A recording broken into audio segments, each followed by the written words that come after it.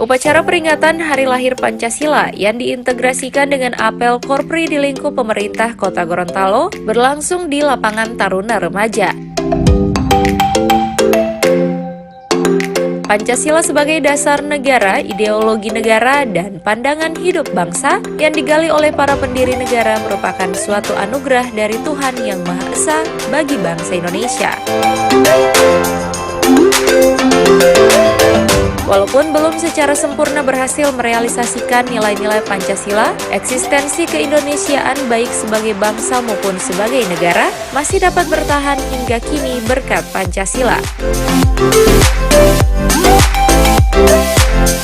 Pancasila sebagai suatu keyakinan dan pendirian yang asasi harus diperjuangkan karena sebagai energi positif bangsa yang terus memberikan harapan untuk masa depan, khususnya dalam merealisasikan visi dan misi bangsa Indonesia.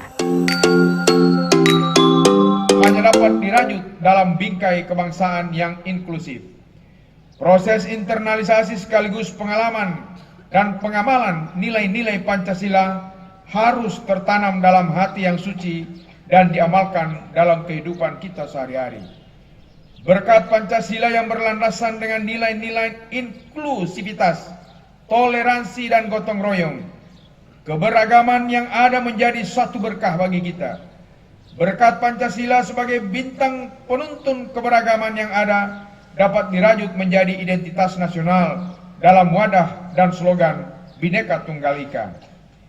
Dalam konteks itulah, sesuai dengan pesan Presiden Jokowi bahwa memperingati dan merayakan hari kelahiran Pancasila setiap tanggal 1 Juni merupakan suatu keniscayaan.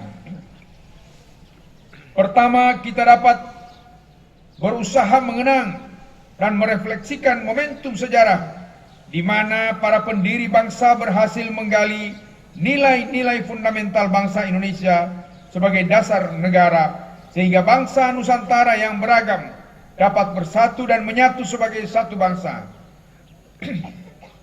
Sebagai bangsa besar, kita akan meninggalkan sejarah.